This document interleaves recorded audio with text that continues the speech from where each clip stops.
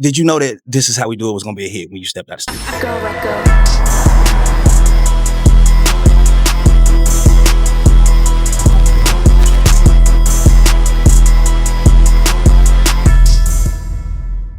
Radio Free 102.3 KJLH, your nephew from your favorite Uncle Ricky Ruckus, and I'm here with I think you might be the party starter anthem king. I don't like King. Yeah, like here, all right.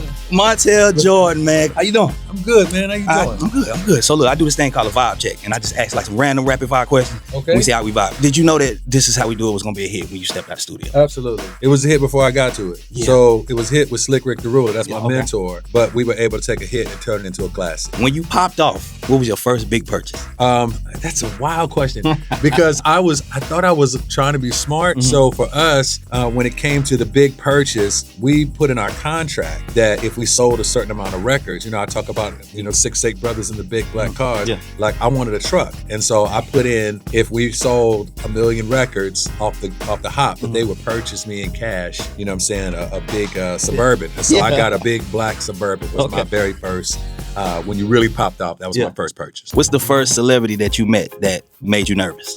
That's wild. The first that made me nervous, well, there's two really. One, when I met Prince. Crazy. In person. This was right after he had changed his name and he was looking at coming back and doing some things. He did a private concert, and when he did that, and I got to meet him face to face, and he's just so tiny. That's what I was about to say. And, I wanted to put him in my pocket, bro. He was so tiny. And, the comedians joke and they say, "Don't look him in the eye." It was really like that. No, but he was one. And then two, man, I got on an airplane once, and Diana Ross was on an airplane in first class. And I was in first class too, but I didn't want to be like, "Hi, I'm Montell Jordan. How you doing?" Because she had her glasses on and she was kind of tucked away.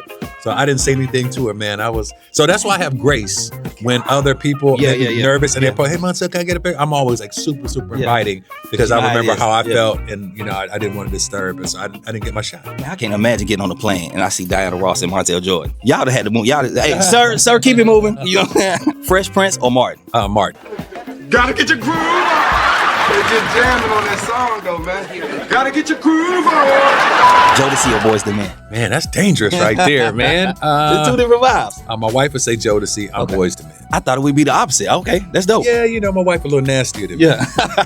112 or Jagged Edge? I just 112. SWV or Escape? I'm SWV, man. SWW. And I love them all. These are all like candy. Yeah. It's just. But I gotta go back amongst these people, Ruckus. Yeah. It's cool. So you set me up that when I see them, if Candy want to, No, they can't. You can't handle beef with Montell. We just want to know how you think. You say you don't want to be called a king. That's cool. We ain't gonna do that. But we gonna say This Is How We Do It is the GOAT of 90s smash hits. I think so. But I need your Mount Rushmore of 90s smash hits. And you can put This Is How We Do It on there. You can do that. Mount Rushmore of 90s smash hits. Wow. Okay. I must put This Is How We Do It there. Man. You got to. I had to lay it out. I believe it belongs there. Return of the Mac. Fire. I also would have to go. I like the way. Kissing Game. Yeah. You got to get that.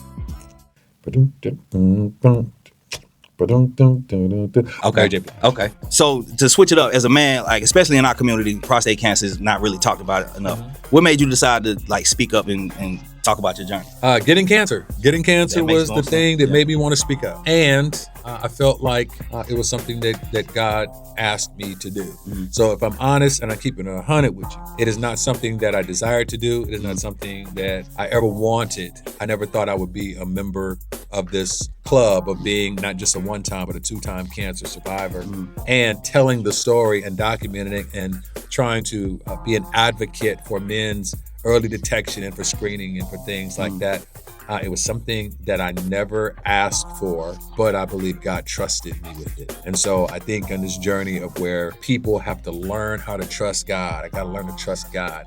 I think there's a turning of the tables when God trusts you with something. If you could pull up to your 1995 self, if you can give him one sentence, what would you tell him?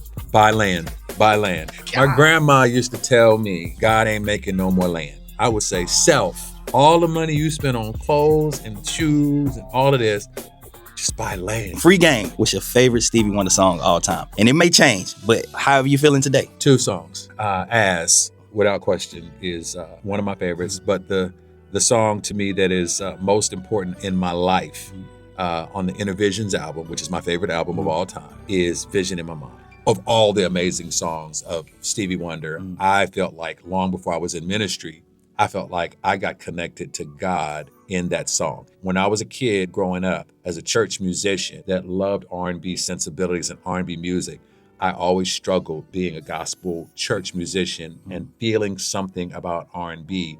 And there was this thing where you're not supposed to be there because that's this music, that's the devil, and I struggled with that so much that I felt like I was only supposed to be in church and I wasn't supposed to be in this other space. It's the beautiful reason why I feel like a collaboration with me and Renee Spearman and Kim Burrell work, because there are different worlds that somehow kind of come together and make something beautiful. And so I can remember that being in church, being this church kid, I would play over and over again a Stevie Wonder R&B song. This is a man who cannot see, and he is explaining it so vividly, and it just reminded me there are people with sight who are blind, and there's someone who is blind who has more sight, and I felt like I could feel God envision in my mind, and that was the thing that connected me to want to do R&B music. That's fine. The incredible Montell Jordan, the vibe check.